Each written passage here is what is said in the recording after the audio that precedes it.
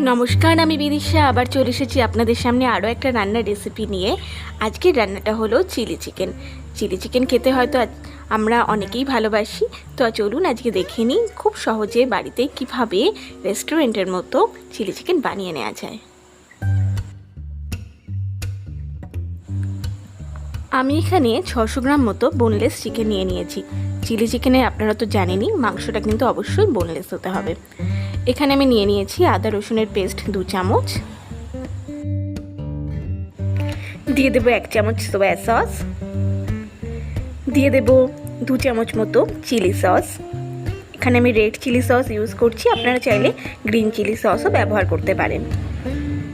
দিয়ে দিয়েছি 2খানা ডিম। মাংসের পরিমাণ অনুযায়ী আপনারা কিন্তু ডিমের সংখ্যা বাড়াবেন বা কমাবেন। আচ্ছা, দিয়ে দিলাম 1 চামচ নুন, 1 চামচ লঙ্কার গুঁড়ো।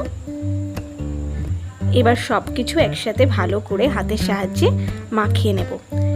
আর চিকেনটাকে এইভাবে ম্যারিনেট করে আমি কিন্তু বেশ খানিকক্ষণের জন্য আলাদা করে সরিয়ে রাখবো।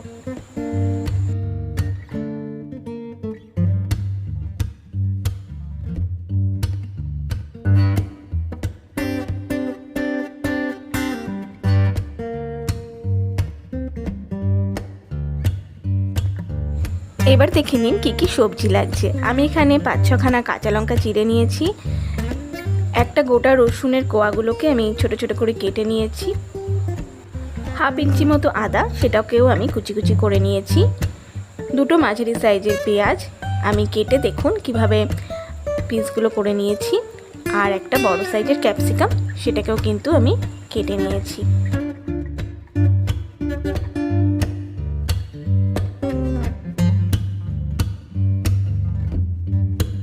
চিকেনটা যেটা ম্যারিনেট করে রেখেছিলাম, এবার এর মধ্যে দিয়ে দিলাম খানিকটা পরিমাণে কর্নফ্লাওয়ার। আপনারা চাইলে কর্নফ্লাওয়ারের বদলে ময়দাও ব্যবহার করতে পারেন।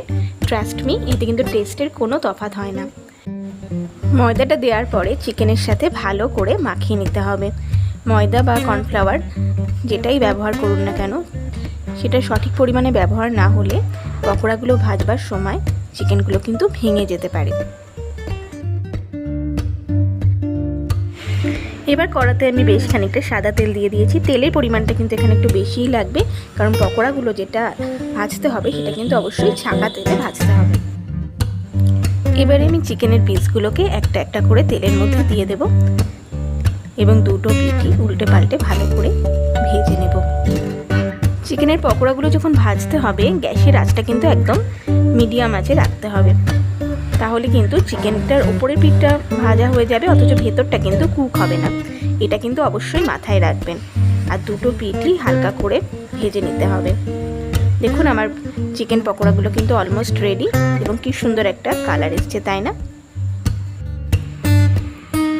দুটো পিঠে কিন্তু সুন্দরভাবে কালার এসে গেছে এবং চিকেনের পকোড়াগুলো কিন্তু একদম রেডি। তো এইভাবে 2-3 রাউন্ড করে ভেজে নিয়ে দেখুন আমার সমস্ত চিকেন পকোড়াগুলো কিন্তু ভাজা একদম কমপ্লিট হয়ে গেছে। এবার গ্রেভির প্রিপারেশনটা করতে হবে। গ্রেভির জন্য ওই তেলের মধ্যে আমি দিয়ে দিলাম রসুন কুচিগুলো,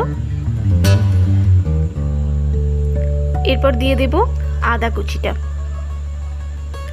রসুন এবং আদাটা দেওয়ার পরে কাঁচা গন্ধগুলো চলে গেলে ওর মধ্যে দিয়ে দেব চিড়ে রাখা কাঁচা লঙ্কাগুলো।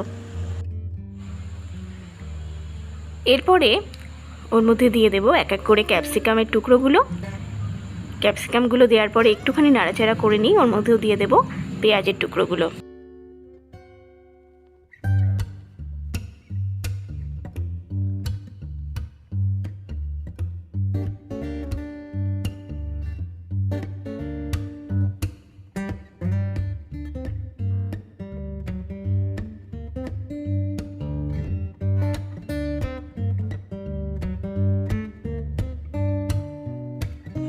ক্যাপসিকাম আর পেঁয়াজটা কিন্তু খুব বেশি করে ভাজলে চলবে না, হালকাভাবে ভেজে নিতে হবে।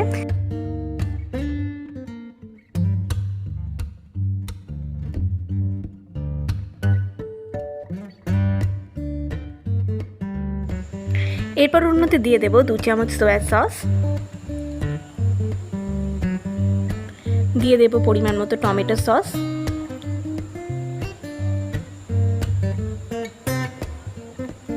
দিয়ে দেবো 1 চামচ লঙ্কার গুঁড়ো, দিয়ে দেবো খানিকটা পরিমাণে চিলি সস। এবার সসগুলোর সাথে ক্যাপসিকাম, পেঁয়াজ সব কিছুকে ভালো করে মিশিয়ে নিতে হবে। এরপর আগে থাকতে ভেজে রাখা পকোড়াগুলো দিয়ে দেব এবং পকোড়ার সাথেও সমস্ত ক্যাপসিকাম, পেঁয়াজ এবং সসগুলো ভালো করে মাখামাখি করে নিতে হবে।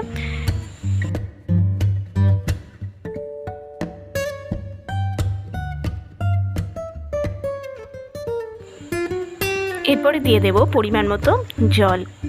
এটা কিন্তু খুব বেশি ঝোল হবে না, তাই জলের পরিমাণটা বুঝে দেবেন।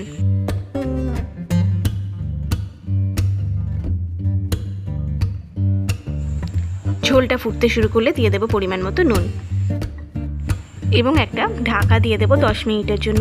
এইভাবে ঢাকা দিয়ে করে দেখবেন চিলি চিকেনের মাংসগুলো কিন্তু প্রচণ্ড সফট হবে। 10 মিনিট পর ঢাকা সরিয়ে দেখে নেব মাংসগুলো নরম হয়েছে কিনা। আর নামানোর আগে দিয়ে দেব খানিকটা পরিমাণে গোলমরিচের গুঁড়ো। তো ব্যাস, চিলি চিকেন কিন্তু একদম রেডি। আপনারা চাইলে এর মধ্যে একটু কর্নফ্লাওয়ারগুলোও দিতে পারেন গ্রেভিটাকে একটু ঠিক করার জন্য। তো খেয়ে নিন ফ্রাইড রাইস বা রুটির সাথে।